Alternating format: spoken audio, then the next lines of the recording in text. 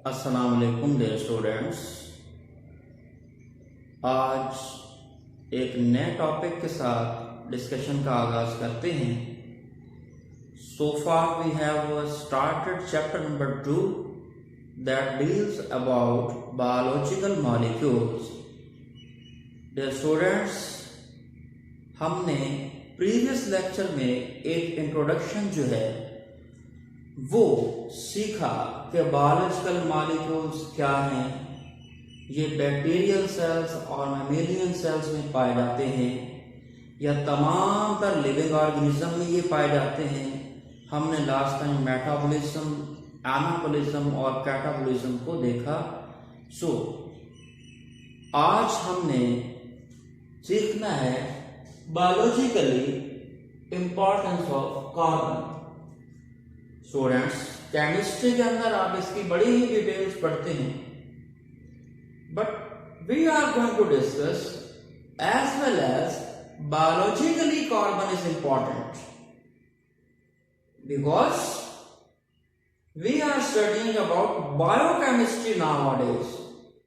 सो हमने केमिस्ट्री की बेस पर कुछ बायोलॉजिकल इंपॉर्टेंस चीजों की सीखनी है, यानी बायोलॉजिकल मटेरियल की केमिस्ट्री क्या है इसको भी हमने सीखना है। स्टूडेंट्स, एक बात याद रखें, लाइफ की ओवरऑल जो नेचर है ये ऑर्गेनिक है। अब हमें पता है कि जितने भी ऑर्गेनिक कंपाउंड हैं उन ऑर्गेनिक कंपाउंड की बुनियाद जो है वो कार्बन है। ठीक है, हम जानते हैं कि इसके साथ हाइड्रोजन भी शामिल हो जाती है for the formation of organic compound, but carbon ना हो तो ऑर्गेनिक कंपाउंड को कोई वजूद नहीं है, और ऑर्गेनिक कंपाउंड ना हो तो फिर वही बायोलॉजिकल इंपॉर्टेंस, फिर लाइफ ना होगी। लाइफ की नेचर है organic. So dear students, carbon जो है इसके पास सबसे बड़ी खूबी है कि ये टेट्रावेलेंट है। हमें ये पता है कि इसकी वैलेंसी जो है वो है 4 इसलिए ये वैरायटी ऑफ कंपाउंड जनरेट करता है। ये किसी एलिमेंट के साथ मिल जाए या किसी रेडिकल के साथ मिल जाए, केमिस्ट्री में ये आप हर एक चीज क्लियर करते हैं। तो अपनी इस वैलेंसी के हवाले से ये वैरायटी ऑफ कंपाउंड जनरेट करता है। जैसा कि एक एग्जांपल हम लेते हैं कि कार्बन कार्बन स्ट्रेट चेन बन सकती है। सो डियर स्टूडेंट्स, कार्बन के साथ एक फिनोमेना रिलेटेड है, दैट इज कैटिनेशन। ये केमिस्ट्री के अंदर आप लोग पढ़ेंगे। कार्बन कार्बन चेन का बनना कैटिनेशन है, यानी carbon can combine with another carbon by covalent bond, another carbon, and what these are covalent bond.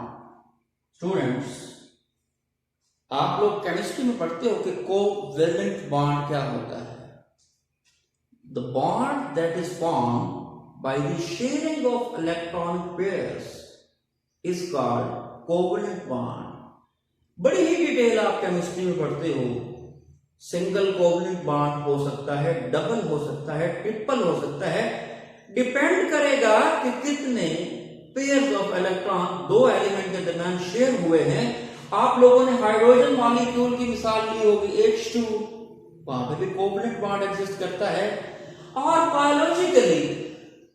Biologically covalent bond एक बहुत एनर्जी स्टोर करने वाला बॉन्ड है। हम आगे जाके जब मेटाबॉलिक प्रोसेसेस को देखेंगे, then you will come to know about the importance of these bonds. Dear student, look at this picture. ये कार्बन की स्ट्रेट चेन फॉर्म है। सो अगर हमने वैलेंसीज को सेटिस्फाई करना है, क्योंकि कार्बन टेट्रावेलेंट है, डियर स्टूडेंट्स, ये अपनी वैलेंसी सेटिस्फाइड करेगा। सो इस हवाले से हम कहते हैं कि ये स्ट्रेट चेन स्ट्रक्चर है। सो कार्बन की खूबी है कि ये स्ट्रेट चेन स्ट्रक्चर भी बनाता है। नंबर डी पे हम लोग देखेंगे कि ये कार्बन जो है ये रिंग स्ट्रक्चर भी बनाता है। डियर स्टूडेंट्स, आप लोगों ने केमिस्ट्री के अंदर बेंजीन का रिंग स्ट्रक्चर ड्रा किया होगा। सो यू नो कार्बन की ये खूबी है कि वो रिंग फॉर्म के अंदर भी स्ट्रक्चर बनाता है। बेंजीन के अंदर सिंगल डबल अल्टरनेटिव बॉन्ड होते हैं। सो अब आइए हर कार्बन के ऊपर गौर करो। भाई इस कार्बन को देखिए 1 2 3, जबकि ये टेट्रावेलेंट है। इट मींस कि अभी इसके पास जस्टिफाई होनी है वैलेंसी। सो हाइड्रोजन अब 4 हो गई, यहां पे again hydrogen, so hydrogen, again hydrogen and hydrogen. Dear student, this is a straight chain structure of carbon, this is a ring form of carbon. Carbon variety of compound generate करता है और ये variety of compound ही biological molecules बनाते हैं और biological molecules ही life बनाते हैं। मैंने शुरू में कहा कि हमने ऐसा केमिस्ट्री डिस्कस नहीं करनी, वो केमिस्ट्री डिस्कस करनी है that is very very important for the maintenance of life. Bio को मद्देनजर रखते हुए हमने केमिस्ट्री को सीखना है। डियर स्टूडेंट्स, कल हमने केमिस्ट्री को, बायोकेमिस्ट्री को डिफाइन किया था। सो वो केमिस्ट्री जो लाइफ के अंदर हो वो बायोकेमिस्ट्री है। अब स्टूडेंट्स एक और एग्जांपल यहां पे देखते हैं। अपनी इस वैलेंसी की वजह से कार्बन बहुत इंपॉर्टेंट है, ये ब्रांच चेन स्ट्रक्चर भी बना सकता है। So if this is a central carbon, again it combines with carbon, so this is carbon. So now branch structure. Dear students, now this central carbon is justified by its valencies. So these terminal carbons present in the branches will contain these hydrogen in order to justify its tetravalency. And again, these are the hydrogen, so will justify the valency. Again hydrogen, hydrogen and hydrogen. So this is very good example in order to explain branch structure. Dear students, ये carbon की खूबी है तो वो इतनी varieties of compound generate करता है, और ये कार्बन की खूबी है कि ये हाइड्रोजन के साथ मिलकर सारे के सारे ये ऑर्गेनिक कंपाउंड बनाता है, और यही ऑर्गेनिक कंपाउंड हमारे लिए बायोलॉजिकल मॉलिक्यूल्स बनाएंगे। तो स्टूडेंट्स, अब कुछ बॉन्ड्स जो हैं बड़े इंपॉर्टेंट किस्म के, उनको देखते हैं जो हमने फर्दर यूज करते रहना है। जैसा कि कुछ मशहूर है जमाना, जब हम फैटी एसिड्स को देखेंगे तो वहां पर कार्बन हाइड्रोजन का बॉन्ड बहुत ही पॉपुलर डिस्कस होगा। फैटी एसिड्स, वो लिपिड्स का नाम आपने सुना होगा। सो डियर स्टूडेंट्स, हम वहां पे देखेंगे कि जब यहां ब्रेक डाउन होती है तो बहुत ज्यादा एनर्जी पैदा होती है। So carbon hydrogen bond is very important as well as biological molecules are concern. Dear student, number 2, when carbons combine with oxygen, this is glycosidic bond. ये लफ्ज आपने सुना होगा। सो ग्लाइकोसिडिक लिंक हम देखेंगे जब हमने कार्बोहाइड्रेट्स को पढ़ना है। Monosaccharides when combined with another monosaccharide, there is release of one water molecule and formation of glycosidic bond. So it means glycosidic bond is responsible for the formation of carbohydrates and their polymers. Dear student, एक और bond देखते हैं। Whenever carbon combines with nitrogen among amino acids, this is peptide bond. Dear student, peptide bond is responsible for the formation of proteins and peptides. So glycosidic bond देखें, peptide bond देखें, high energy bond देखें, carbon का phosphorus के साथ bond देखें, etcetera. ये सारे bonds biological molecule को बनाने में अपना रोल परफॉर्म करते हैं। डियर स्टूडेंट्स, कार्बन की अहमियत यहां खत्म नहीं हो जाती।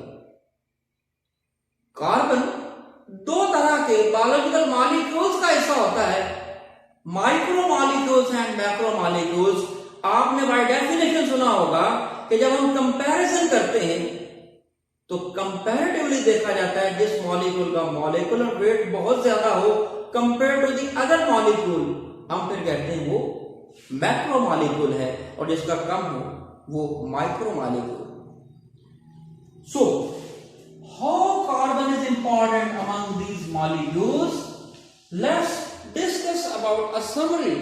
सो डियर स्टूडेंट्स, बायोलॉजिकल मॉलिक्यूल्स जो हैं वो अपने मॉलिक्यूलर वेट के लिहाज से दो तरह के हो सकते हैं। कौन कौन से हो सकते हैं? वो मैक्रो मॉलिक्यूल्स भी हो सकते हैं और वो माइक्रो मॉलिक्यूल्स भी हो सकते हैं। अब दोनों का रोल और दोनों का किरदार अलग अलग है। Dear students,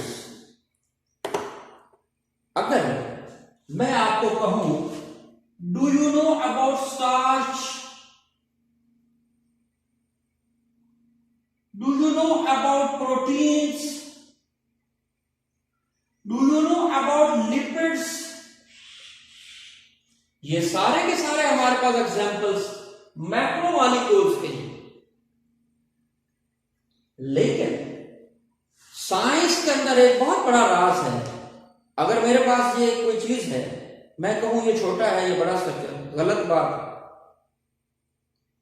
Until I have a comparative amount, अब ये स्ट्रक्चर इसकी निस्बत बड़ा है क्योंकि मैंने दो मार्कर्स इकट्ठी की हुई है। इस अकेले का वजूद ना माइक्रो है ना macro. Science is based on comparative knowledge. Dear students, हमने क्लेम किया starch, protein, lipids macro molecule हैं, तो स्टार्च के मुकाबले में अगर सिर्फ ग्लूकोज का मॉलिक्यूल मैं लिखूं C6H12O6, सो ये मैक्रो मॉलिक्यूल, ये माइक्रो मॉलिक्यूल। इसके मुकाबले में या इसकी पॉलीमराइजेशन होती है तो स्टार्च बनता है, या स्टार्च टूटे तो ये निकलता है। Dear students, proteins macro molecules हैं। किसके मुकाबला में? अमाइनो एसिड्स के मुकाबला में। लिहाजा अमाइनो एसिड्स की पॉलीमराइजेशन होगी तो प्रोटीन्स बने। Dear students, lipids fatty acid से मिलकर बने हैं, फैटी एसिड्स। अब लिपिड के मुकाबले में माइक्रो मॉलिक्यूल्स। सो आइए इस पिक्चर के ऊपर गौर करते हैं।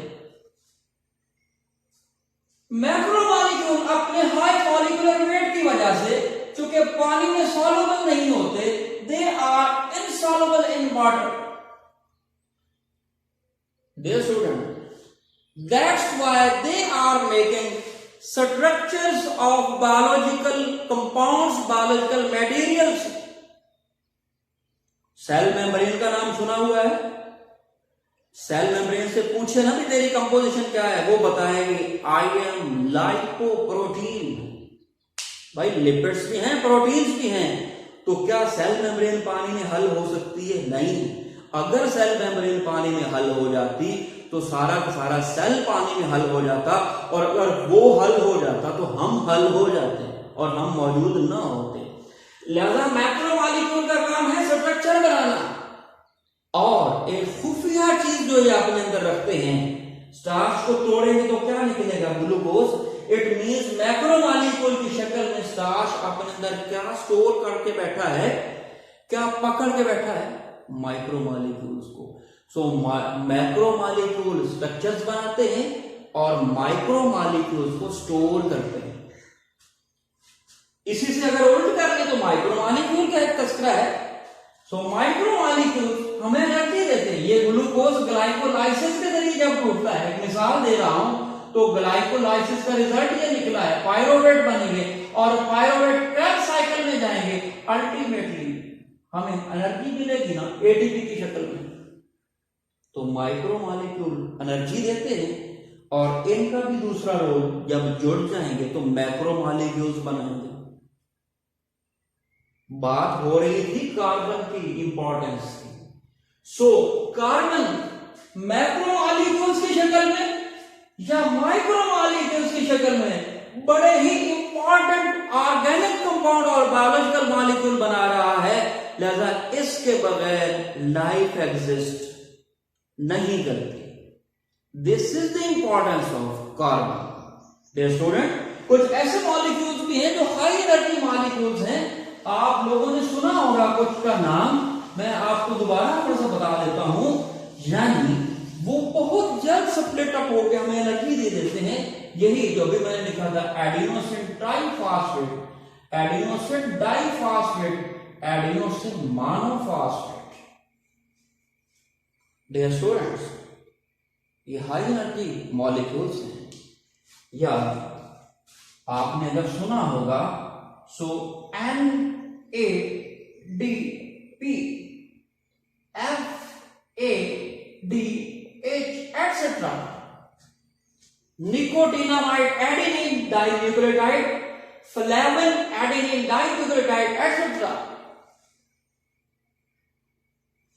Dear students, NADH। सो ये सारी की सारी जो लिस्ट मेरे पास है, ये भी ऑर्गेनिक मॉलिक्यूल्स हैं और ये हाई एनर्जी मॉलिक्यूल्स हैं। अल मुख्तसर बात ये है डियर स्टूडेंट्स कि carbon is very important due to its catenation, due to its tetravalency, due to its ability of production a lot of compounds, organic compounds, because life needs a variety of functions, and these variety of functions are based on presence of different nature of molecules. So all of this is importance of carbon.